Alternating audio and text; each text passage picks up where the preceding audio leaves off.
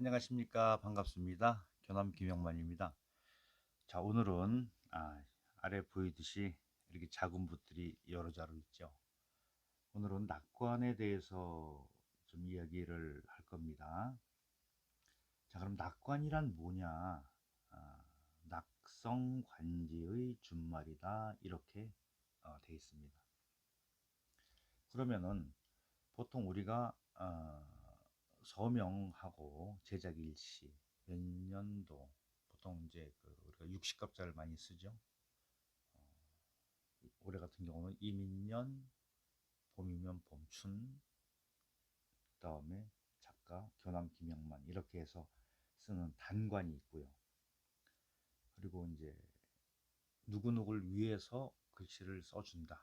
위 누구누구 해서 이제 세시와 또 일시를 같이 쓰는 쌍관이라는 게 있고요.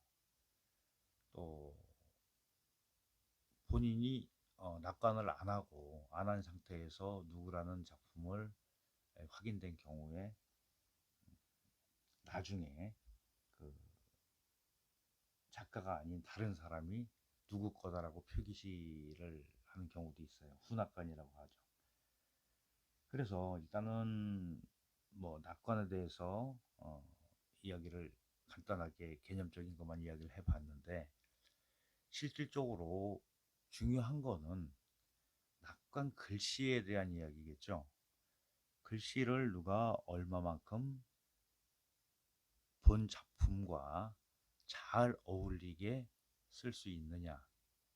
이제 물론 오래 공부하신 분들이야 뭐 그런 어려움은 없으시겠지만은, 이 글씨라는 게 해보셔서 아시겠지만은 일정 기간 동안은 굉장히 그 기본적인 그 단계에 올라가는 게 쉽진 않죠.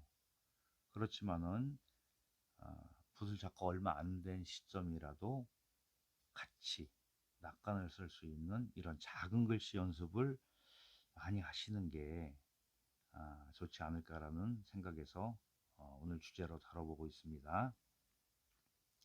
중요한 거는 작품 전체 분위기와 어떻게 조화를 만드느냐. 그리고 어, 여기서는 지금 글씨, 그림, 그 다음에 전각, 보통 시, 서화, 뭐 낙관까지 들어가죠 이게. 그래서 그 전체를 조화를 어떻게 맞추느냐, 그리고 어떤 서체를 사용해서 낙관을 하냐에 따라서 작품의 분위기는 달라진다고 할 수가 있어요. 보통 서예 같은 경우는 글씨가 마지막에 끝나잖아요. 여기 요거는 뭐 비문이지만은 저기 많이들 아시는 십자성교서예요. 예를 들어서 이렇게 해서 여기쯤 끝난다 그러면 이쪽에다가 끝난 다음에 세시와 자기 작가의 호와 이름을 낙관을 하겠죠.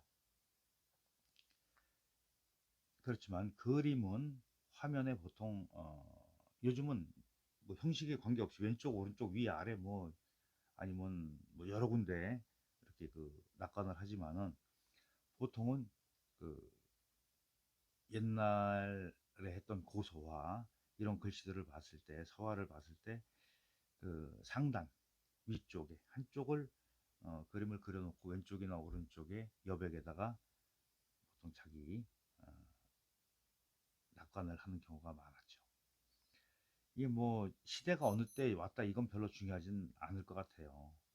항상 이론을 물론 많이 알고 있으면은 그만큼 그 바른 길로 가는 이런 수순이 되겠지만은, 그렇지 않고 이론에만 빠지게 되면은 그래서 많이 그렇게 뭐 중요하게 많이 다루고 싶지는 않습니다.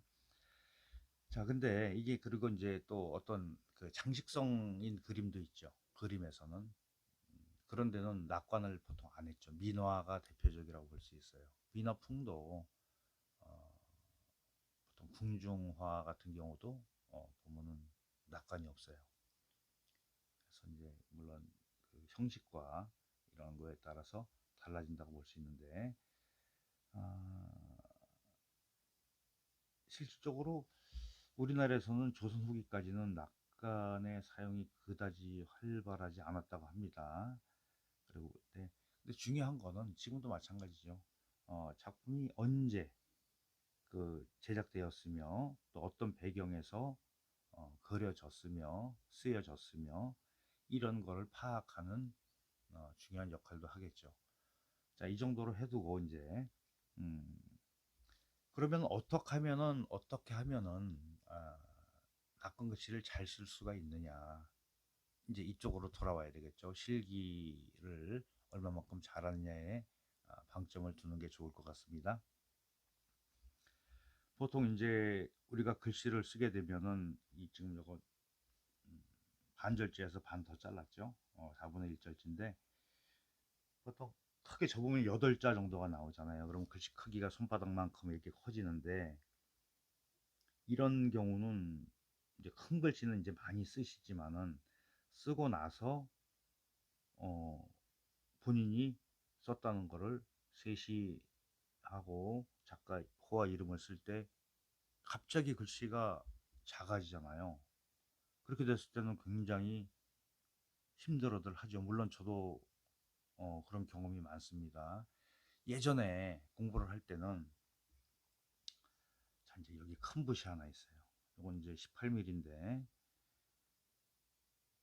요즘은 18mm 이상들 많이 쓰죠. 20mm, 22mm 이런 걸 가지고 초심자들이 쓰는데 굉장히 좀 무리가 오지 않을까라는 생각을 해요. 더군다나 그전에는 큰 붓으로 본문을 쓰고 자 붓을 다 먹물을 제거한 상태에서 이 붓끝만 가지고 낙관을 하는 것이 정석이다 이렇게 해서 저희도 배워온 적이 있어요. 그런데 그렇게 하다 보니 너무너무 힘들더라고요. 그래서 저 같은 경우는 저희 이제 그 연소회 회원들 수업할 때는 그냥 도구를 큰 걸 가지고 무리해서 하시는 게 아니고 점점 붓을 크기를 줄여가면서 연습을 하시는 게 좋지 않을까라고 해서 그렇게 권장해 드리고 있습니다. 그리고 작품이 끝나고 나서도 작은 붓으로 낙관을 하게 되면은 훨씬 더 수월하겠죠. 어느 정도 필력을 얻은 후에는 뭐 붓의 도구에 상관없이 큰 붓으로도 작은 글씨를 쓸고 작은 붓으로도 큰 글씨를 쓸 수 있는 그런 필력을 얻겠지만은 그 전까지는 너무 힘든 과정이 아닐까 싶어요. 근데 이제 공부하는 요령은 크기를 점차로 줄여 쓰시는 거예요. 자, 보통 해서에는 해서로 쓰죠. 해서에는 뭐 행서로 쓰는 경우도 종종 봤습니다만은 일반적으로 해서 글씨체는 해서로 낙관을 한다. 자, 그리고 나머지 이제 글씨체에서 예서, 전서, 예서, 뭐 행서는 행서로 쓰면 되고 초서도 초서로 쓰면 되고 그러니까 행초로 이렇게 보통 많이 쓰겠죠. 그렇기 때문에 또 그림도 마찬가지예요. 그림을 그리고 나서 문이나 글을 그리고 나서 해서로 화제를 쓴 것도 있어요. 그리고 또 보통 일반적으로 행서를 많이 쓰겠죠. 그리고 또 가끔 예서나 이렇게 같이 그 병행해서 쓰거나 이런 거를 찾아볼 수가 있습니다. 그런데 일반적으로 낙관을 쓴다 할 때는 행서가 주를 이루지 않나. 그래서 행초를 보통 섞어 쓰죠. 그래서 행서에 대한 학습이 그만큼 중요하다. 자, 집자성교서는 뭐 워낙 많이 알려지고 예전부터 많이 쓰여지는 서체이기 때문에 많이 사랑을 받고 있죠. 지금도. 그래서 어떠한 교재를 이렇게 하나를 정해서 글씨 이 칸을 크게 이렇게 접는 게 아니고 좀 줄여서 내가 처음에 손바닥만하게 썼으면 반만하게 줄이고 단계적으로 줄여서 그 글씨 형태를 자, 보통 체본을 받아 쓰시잖아요. 체본을 받아 쓰시면은 자, 종이를 가지고 한번 설명을 드려볼까요?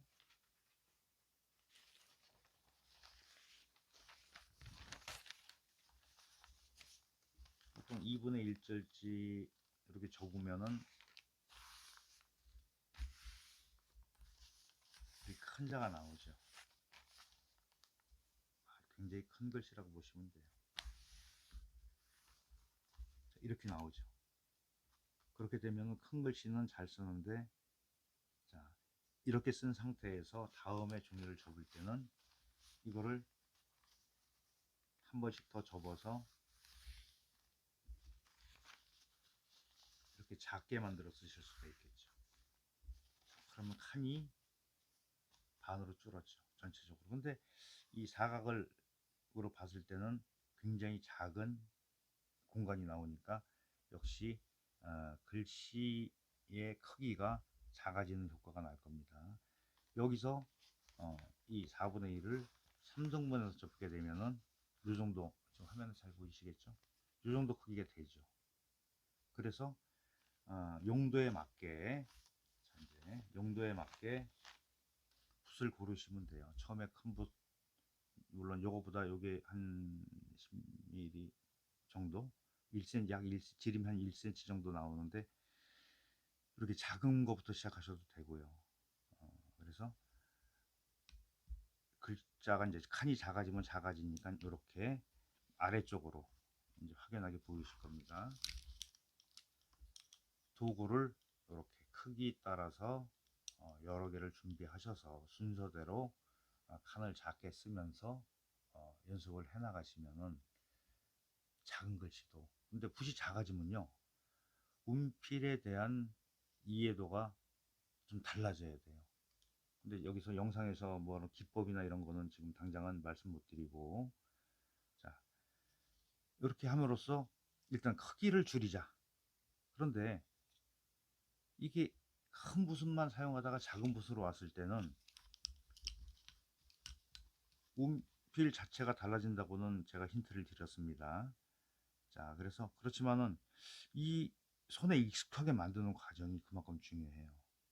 그래서 이거를 다 이제 큰 글씨를 다 서체별로 공부한 다음에 작은 글씨를 쓰는 게 아니고, 하면서 내가 해설을 쓸 때는 해설을 줄여서 쓰는 연습을 하시고, 또 역시 마찬가지죠. 도구는 똑같습니다.